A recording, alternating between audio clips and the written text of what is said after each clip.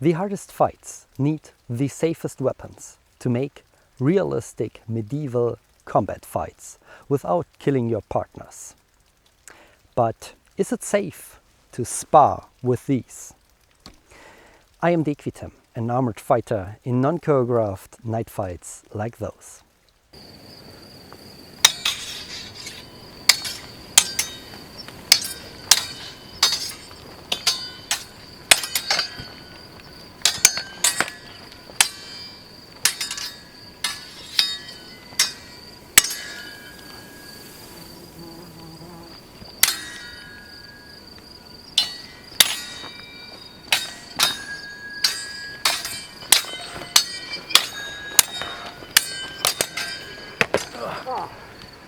Many viewers concern about the safety of me and my training partners in my duels. These are my biggest swords. This will be a special video because I want to compare these two swords and find out what is the safest training weapon for my medieval combat fights. This two-handed training sword is the Sigi Montante, made by Sigi Forge. It has a total length of 156 centimeters and only weighs around 1.8 kilogram. This is a very light blade compared to its length. The other blade is the Iberian two-handed training sword made by Regenai. This blade is slightly heavier with around 2 to 2.1 kilogram and is 165 centimeters long. The Sigi Montante is a custom built sword. So you have the blade, but you can choose between different pommels, two versions of a handle and the crossguard on its own. Also, you can choose between parrying hooks and parrying rings on these blades. There are no sharp edges on the blade and everything has a nice finish. The Iberian two-handed trainer comes in a standard version, but it is possible to make custom modifications on the blade. So I choose this blade without parrying rings. The edges are also smooth, but the finish is a little bit more rough. So there are sharp edges at the crossguard and the fuller. Both blades are very light compared to their length and perfectly balanced. The balance point of the Sigi Montante is a little bit closer to the crossguard.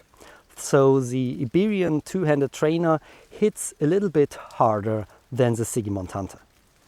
Strikes with these two-handed blades can of course hurt. They are a little bit heavier than normal longswords and therefore have more mass and striking power than a normal longsword. So I would of course recommend extra padding and hard protection on your elbows and lower arms. And of course a fencing mask is also needed.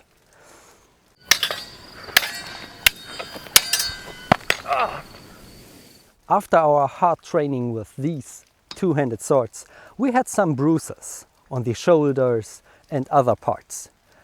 But it was all fine.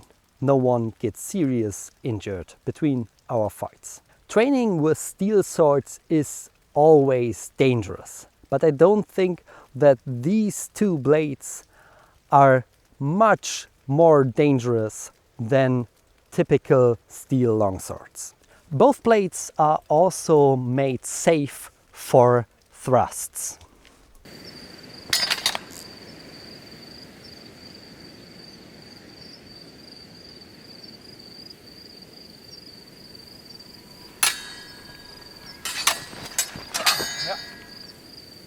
The pressure required to bend the Sigi Montante is around 10 to 12 kilogram.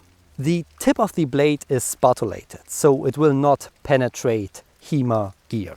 The Iberian two-handed trainer is much harder to bend.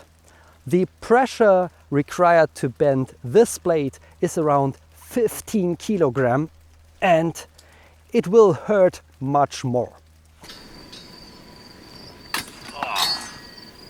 The tip at the Iberian is rolled, so the surface is a little bit higher than at the Sigi Montante, but it's more likely to notice on a video or at photos. On historical two-handed swords, the use of paring hooks and paring rings are quite common. But what are they for, and would I recommend these on training swords? Paring rings on the Sigi Montante are looking very beautiful, and they have a purpose. They are extra protection for your hands, and they are saved my hands during sparrings very often. Also, there is the option to use a thumb grip much more safe, because hits will catch by the rings. I was concerned that your thumb can stuck in these rings during wrestling, but it's very easy to pull out your thumb even with pressure. There's no big deal to use these. A small quick note, it's also very great for transporting other swords with you.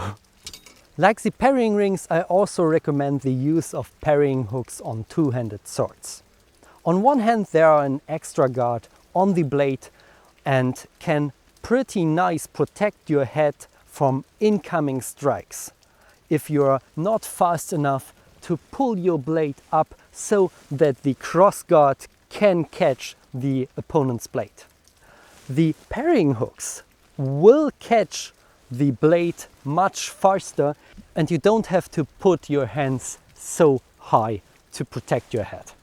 Paring hooks are also an extra weapon when it comes to close combat. In close combat, two-handed swords are a little bit too long to go into half swording very effective.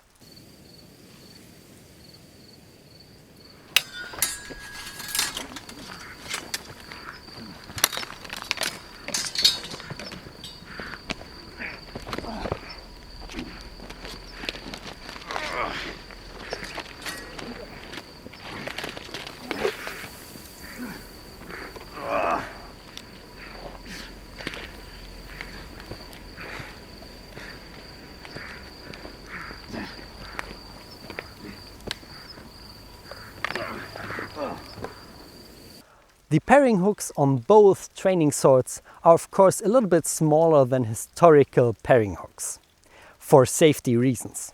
But they are working absolutely fine to simulate this because they are blunt and to protect your head. So how does fencing with two-handed swords behave? Many people believe that fighting with two-handed swords is much slower than with long swords.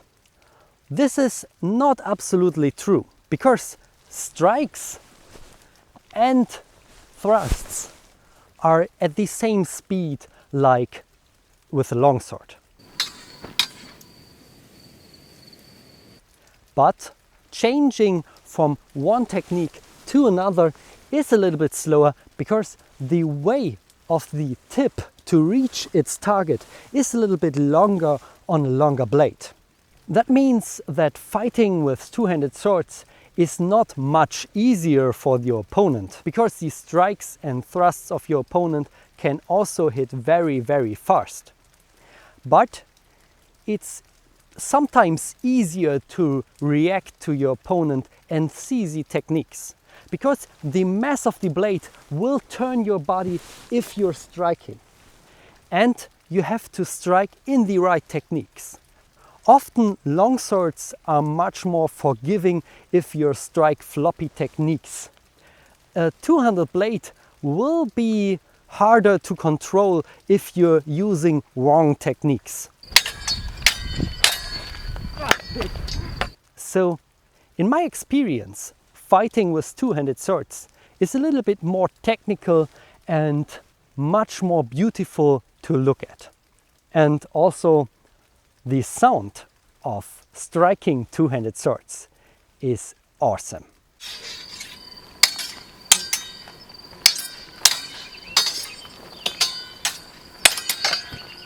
But is there a technical difference between fighting with long swords or fighting with two-handed swords? Actually, not that much. Of course, there are historical fencing sources about two-handed swords, like Marozzo, who tells you to use your two-handed sword like a spear and have your half-sword grip a little bit closer to the crossguard. Of course, this will change the fighting style with two-handed swords, but most of the techniques are based on longsword techniques. And even the sources tell you to fight a duel with two-handed swords with the normal longsword techniques. So it's not that hard for a HEMA longsword fencer to grab one of these and compare very, very good. The most important part of fencing with two-handed swords is it's fun.